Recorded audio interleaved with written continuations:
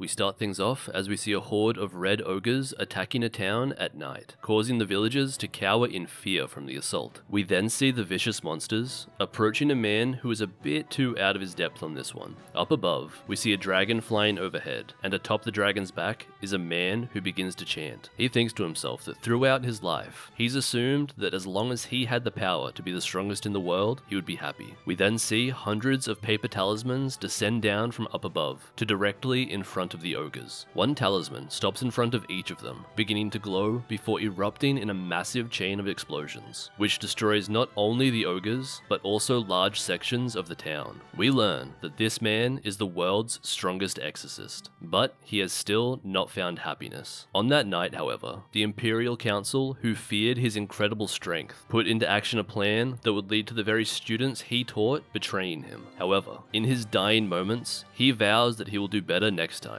in his next life, and we see him casting his special reincarnation ritual. We then skip a few years and cut to a boy named Seika in the middle of a magical circle. We see his father performing a ritual which is intended to measure and examine his overall capacity for magic. However, none of the elemental stones light up, meaning that from all onlookers, he's basically a dud in regards to magical power. His brother Glai then mocks him for being an absolute embarrassment to the family. We then learn that the world he has been reincarnated into has magic which is completely different from his past spiritual arts that he has perfected. However, even though his body doesn't have any mana, he can sense a great level of spiritual energy emanating from his body. Sometime later, we see Seika gather a bunch of leaves due to the fact that paper is an expensive material in this world. He then uses his spiritual arts to create shikigami from the leaves, turning some into mice and others into crows. Glai then suddenly approaches him, asking what he's up to. Glai walks up, threatening to hit him, but Seika's crows pull up, saying "not today bitch," and begin to attack Glai. Seika's other and older brother Luft then rushes over and chases off the crows, but then gets slightly suspicious when he notices that Seika is actually completely unharmed, but ignoring that for now, goes and takes Glai to get treated. We then learn a bit about the world he's been reincarnated into. He says that in many ways it is similar to the land of Europe in his old world. However, the civilization here is much more advanced, wealthy, and peaceful. He then explains that due to the fact that he is the son of a mistress, he is mostly just left alone and ignored, meaning that he had to learn most things about the world on his own. We then see him working hard, managing to make his own paper, and finally he is able to make his original paper talismans. He then gets a knock on the door, and we meet a young maid who goes by the name of Yifa. She is there to return his coat, which had been thrown out by Glai earlier in the day. Speaking of the loser, Glai then walks over, insulting Yifa and telling her to get back to work, before bragging to Seika about how he is going to be going to the Imperial Magical Academy, unlike him. Their father then shows up, saying that they need to get back to their training. But before they leave, Seika asks if he can join them this time, which his father accepts. Outside in a practice area, we then see Luft as he casts his spell, creating a wind blade and punching a hole through a large stone. Next up, we see Glai, casting a fireball at another stone. Proud of himself and overly confident at Seika's weakness, he dares Seika to use his wand and give it a try. Reluctantly, Seika takes the wand, and while on the one hand he doesn't want to reveal his power, because in this life he wishes to be more secretive about his incredible abilities to not end up like he did last time. On the other hand though, he decides that a compelling show of force might be enough to deter Glai from continuing to harass him. Then, using his spiritual arts, Seika fires a blue fireball, which completely and utterly destroys the target. His family is stunned, not only by his power, but because he didn't even use an incantation when he fired off the spell. Glai then tries to take credit for the effect, saying that it was simply leftover power in the wand from when he used his spell earlier. His father then acknowledges Seika's abilities for the first time, but when Seika asks to learn more about magic as a whole, his father shuts him down, saying that throughout history, there has never been a person born without magic that has later become successful. I don't know, bro, that seemed pretty successful to me. He does, however, give Seika access to a magical tutor, and tells him to concentrate on his studies. And concentrate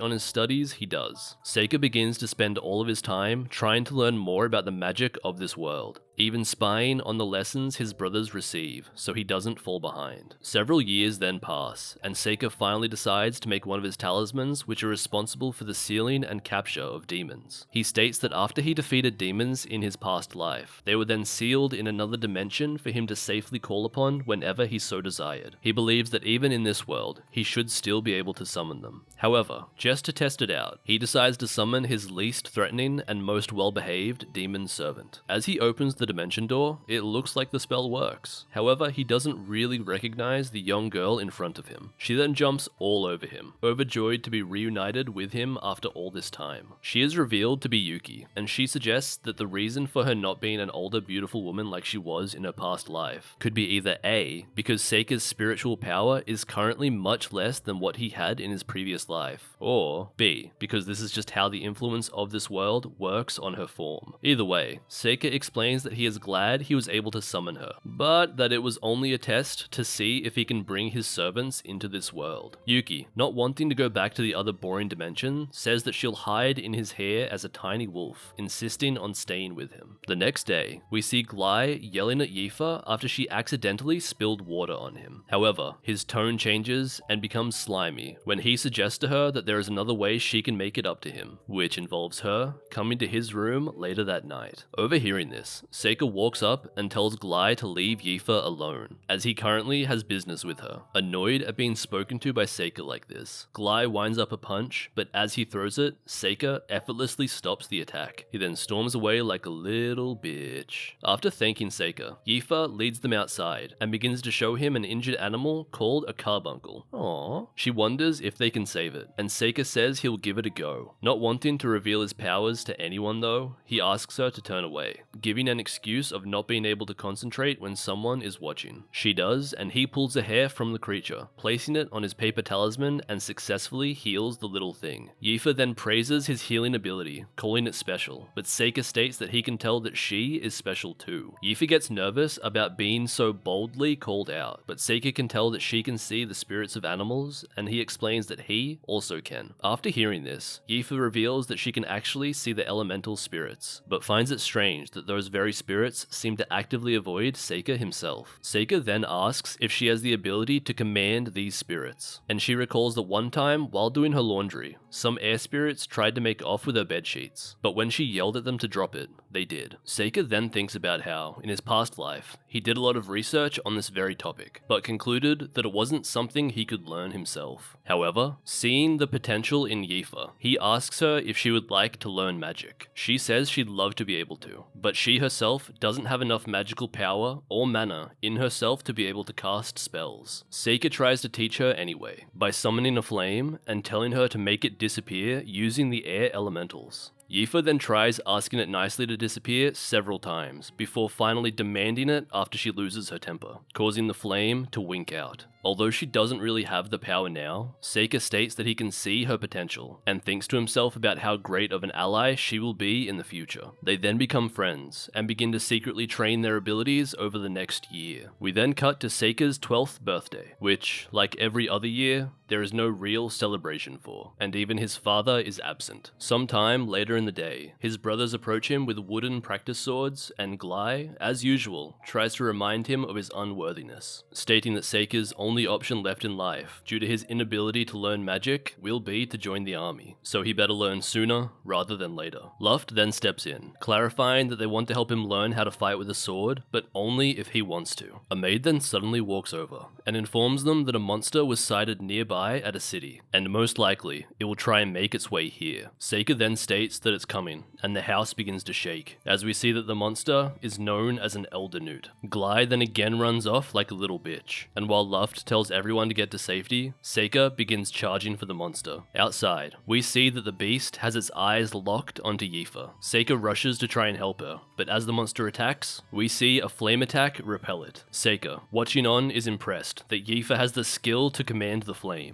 He then proceeds to lure the beast away from the house. Getting far enough away, he makes a stand. The monster lunges at him, with everyone inside looking on with terror. But for Seika, a monster at this level ain't no thing at all, and he shoots shoots a poison blast at the creature's face, using his spiritual arts, disabling it in one shot. This leads to everyone in the mansion applauding and congratulating him, and Seika becomes glad that his family are finally starting to appreciate him, and he hopes that this will be the start of the journey he didn't get to make in his last life. Hey, thanks for watching the video. If you enjoyed, please like and subscribe. It only takes a second and it really helps me out.